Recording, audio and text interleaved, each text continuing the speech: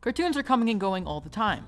A show you may hate could last for seasons, while at the same rate a cartoon you love gets cancelled way too soon. That's just the industry for you. It's not perfect, but for the most part it works. And besides maybe like The Simpsons, most shows eventually end. Depending on the show's popularity at the time and the fan base, it's either highly revered and remembered, or it fades into obscurity, never to be remembered again. But sometimes there's a really good cartoon that's cancelled way too soon or never has the fan base it deserved. And that's what this list is about. Today we're talking about the underrated side of the animation industry. The shows that were really great but didn't get the praise they deserved. You may see some of these and go, oh, I remember that. I know I did while writing this list. Just a few rules and clarifications before we start. This isn't some quintessential list. This is mostly my personal opinion of shows I feel deserve more attention. Also, I know YouTubers have made or done similar lists to this before, and I just want to clarify that any similarities are completely coincidence, I promise. I'm not trying to rip anyone else off. I just wanted to do my own sort of take on this video. Okay, with all the boring stuff out of the way, let's dive right in.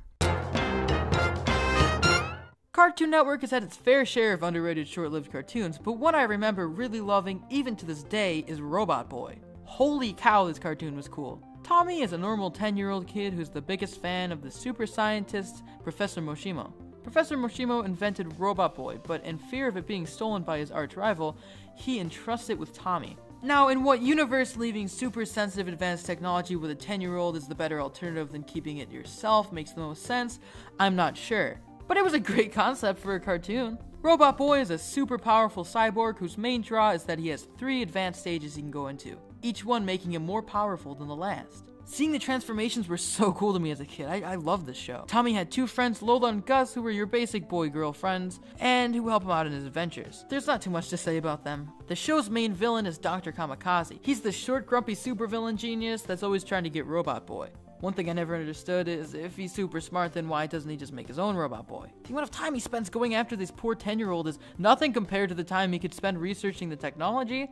But hey, I'm just some guy on YouTube, what do I know? This show was funny and full of surprisingly good action. It was made in the UK, Paris, and France, and was shown in America as part of CN's cool extreme new action blog. The show had a lot of Japanese influence, especially in Professor Moshimo and Dr. Kamikaze. It also had really cool art styles that totally screamed early 2000s cartoons. Everything was kind of curvy and utopian in a really cool way.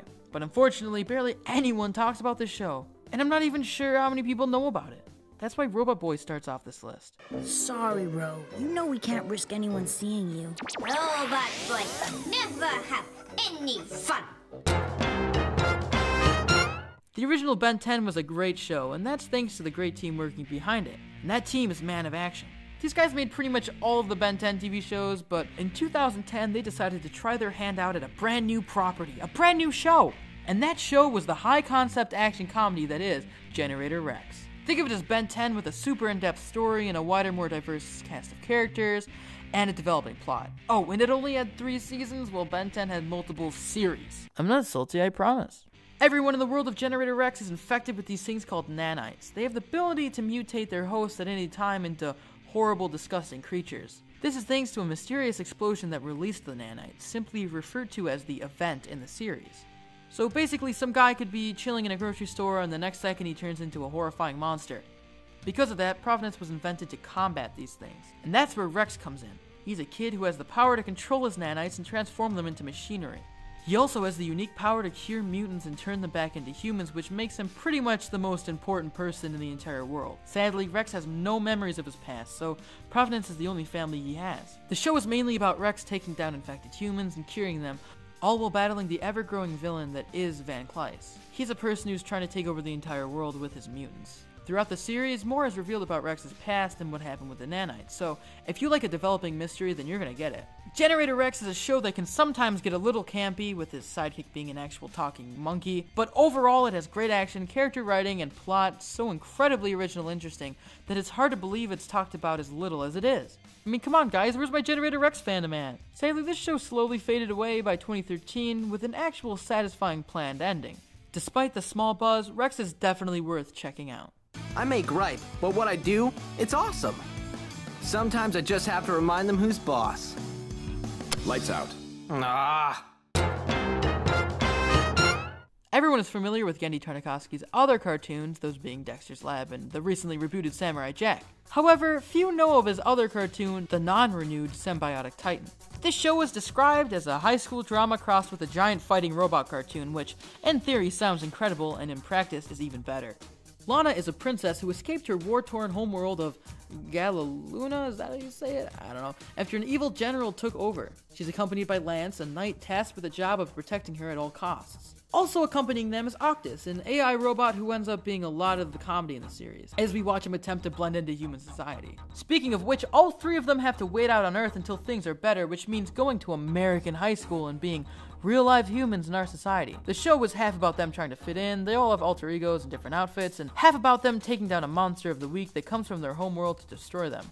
On their own, they all have a suit system to protect them. But when stuff really starts going down and they have their back against the wall, they can form the cyber megabot known as Symbiotic Titan. You can definitely feel the references here, mostly to early robot anime and cartoons like Gundam and even a hit of Transformers, especially with the transformation sequences.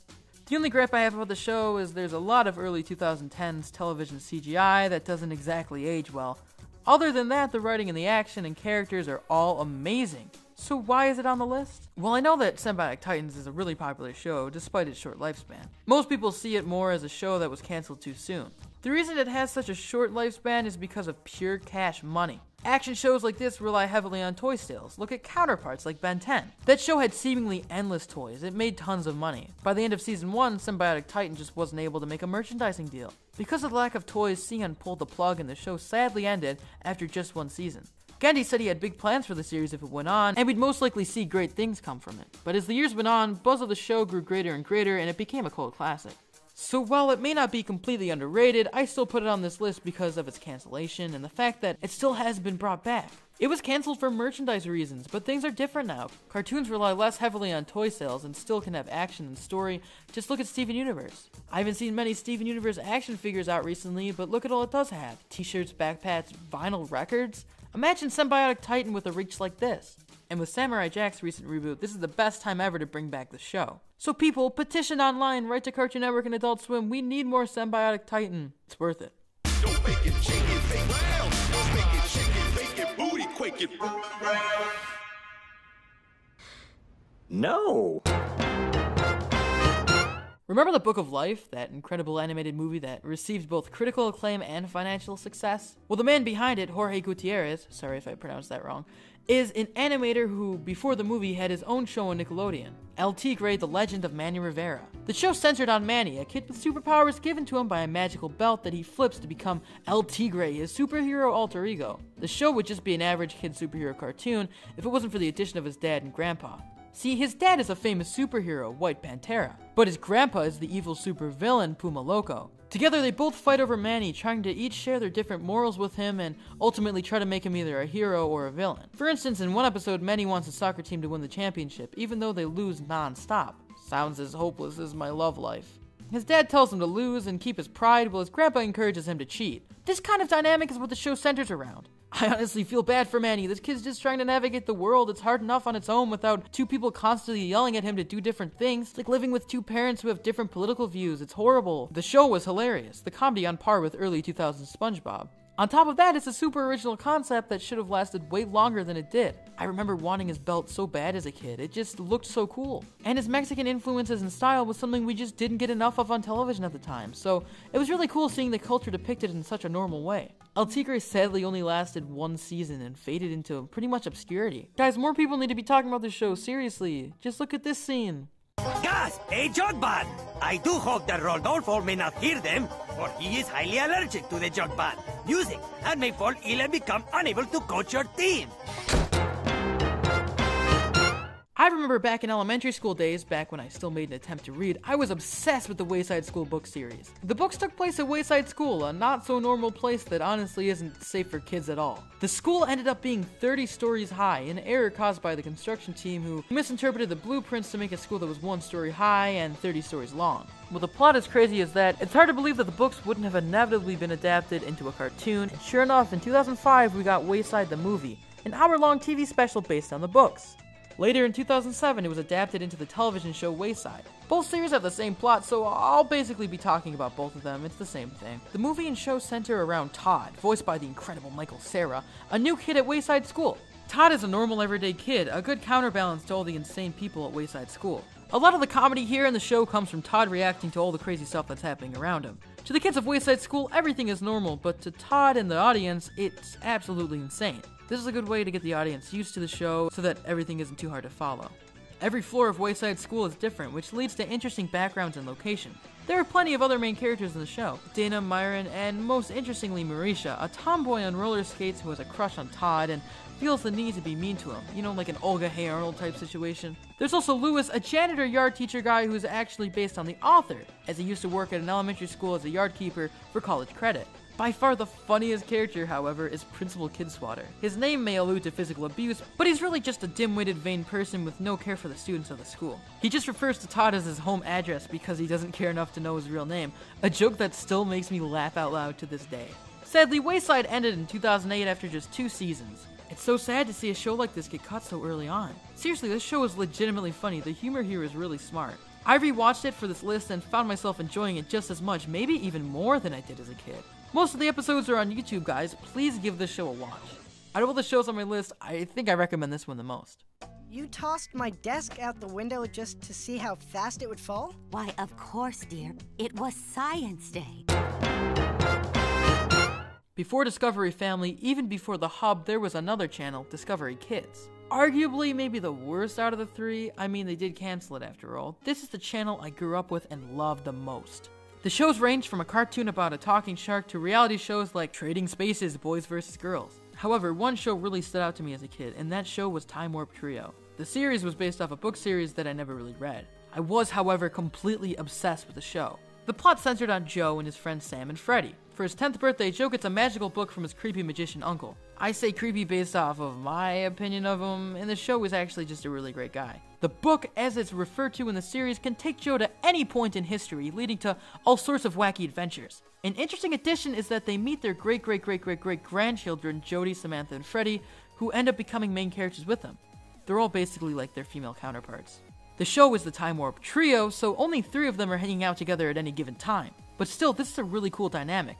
Any episode could have a different combination of the 6 characters. This leads to really cool character dynamics and making every episode seem fresh and different. You don't know what 2 characters you're going to see in an episode, and it's always funny to see characters you wouldn't expect to be together, paired together. One episode could have Jody, Freddy, and Sam, another episode could be just the boys. It was always different.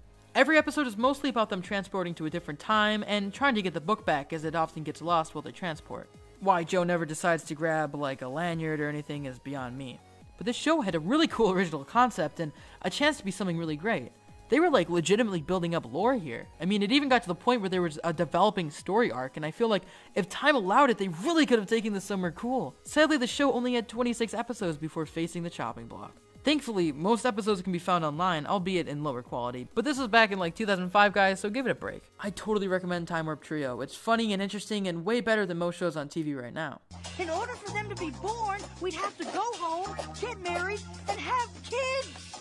My hair does not look like that. Hey, this is serious.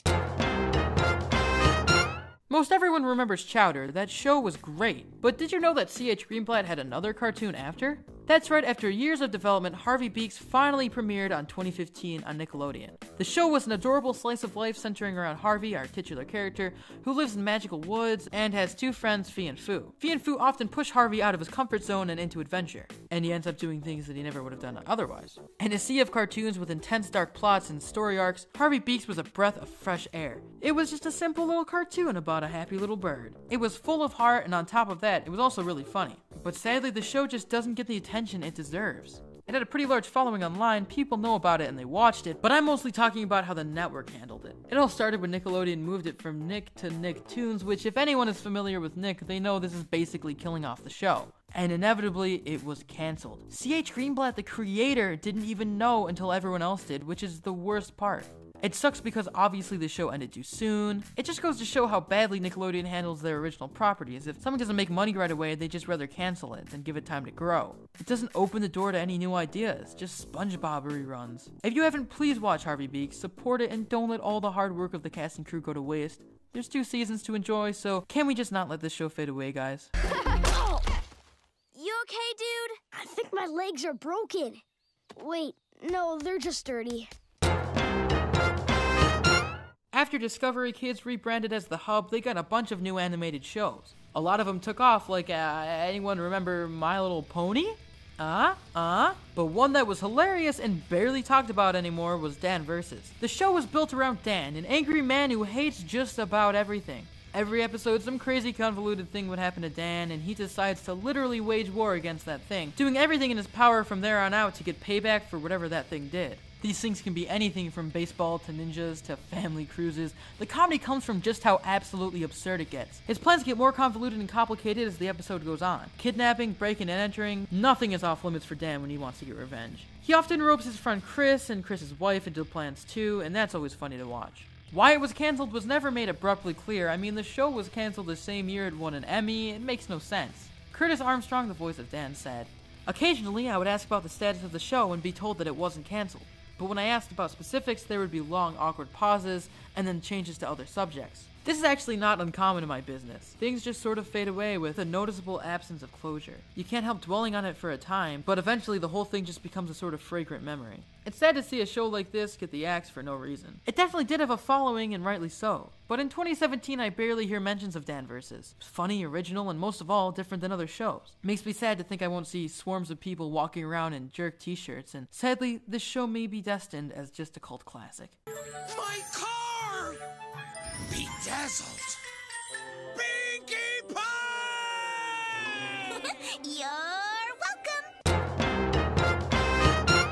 Speaking of already established cult classics, few people remember the Phil Lord Chris Miller animated project before the Lego Movie, Clone High. This show aired on MTV in 2003 and centered around a teenage high school full of reincarnations of historical figures. Abraham Lincoln, JFK, Gandhi, they got everyone in here. The show was a parody of teenage dramas that were big during that time, a la Degrassi or Dawson's Creek, and despite that, the show had aged super well and isn't dated at all. That's because the show was full of smart comedy and great writing. It was a shame that it ended after only just 1 season. Seriously, there's so few shows that made me laugh as consistently as Clone High did, or were as quotable. So why was it cancelled? Well, Pan Pizza did a great job covering it more in depth in his video, but here's kind of a more simplified version. Basically, in India, people took offense to the depiction of Gandhi, especially since in one episode they showed him getting beat up. People even protested and planned to fast until the show was taken off the air. It was messy. Lord said, basically, they threatened they'd revoke MTV's broadcasting license in India if they didn't take the show off the air. After multiple repitches without Gandhi, the show was inevitably just taken off the air and cancelled. Clone High is still remembered and highly regarded, but still it's cult. We need a reboot of this, which means we need as much support as we can get. I want to see Clone High on Netflix. Let's get a Blu-ray release. Let's get a Kickstarter for a reboot. This may seem like a lot, but seriously, Clone High was a diamond in the rough, and there's really never been a cartoon quite like it since. So show your friends Clone High, force them to watch every episode. Let's get the Clone High hype train going at full blast. I need that Blu-ray. You over 21? No. So I guess you're 21. I am 21. I'm not 21. Cartoon Network has had its variety of programming blocks throughout its run, and one of them was an import of French cartoons. Other shows on the program block, like Totally Spies, were okay, but the most standout show was definitely Code Lyoko. This action comedy was basically an anime for my little boy eyes, and I enjoyed every second of it. The show centered around a bunch of kids that went to a boarding school. However, near the school is a factory, and in the basement is a supercomputer housing Lyoko, a massive virtual world that the kids can enter freely using magic internet tubes. Turning on the computer accidentally releases Xana, a virus in the system that is hell-bent on trying to destroy the rest of the world. So anytime that happens, our heroes, Jeremy, Odd, Ulrich, and Yumi, have to enter the virtual world of Lyoko just to stop her. Jeremy also meets Aelita, his waifu trapped inside the computer world, who eventually is brought back into the real world. That's what set Code Lyoko apart. Even though most episodes followed a similar formula, the show ended up having an overarching and developing plot. The characters changed and they face real-world consequences, like the character Will, who starts out normal and ends up getting corrupted by Xana. They also explore more of Lyoko, and they get a cool ship, and oh! This show was so cool! Mwah! Despite all this, Code Lyoko isn't brought up much anymore. Even when I watched it as a kid, I remember being the only one to watch it. Regardless, the show was great, and it even had an actual ending that wrapped everything up nicely. Everyone remembers it, but no one talks about it or praises it as much as they should. So if you haven't seen Code Lyoko, I highly recommend it. Oh shit, they made a reboot. Well guys, that about wraps up this list. Even if not all these shows are remembered or praised as much today, they still are in my heart. And in the end, that's all that matters. But seriously guys, please check these shows out if they seem interesting to you and you haven't seen them yet. It's so worth it. If there's any shows I missed or just didn't include on this list, let me know down in the comments below. I'm Retro Nemo signing out. I'll see you guys next time. This video has been powered by Patreon. If you want to give us some more support, head to patreon.com/roundtablevids, become a patron, and get some awesome perks. Thanks for watching another video on the Roundtable. If you want to get more involved with our community and watch videos from Let's Talk with Tom, Voxbox, and more, click the video right here. Or if you want to get some more of the animation goodness, watch some Crystal Clear or Meeting Monday, click the video right here. And please, don't forget to subscribe.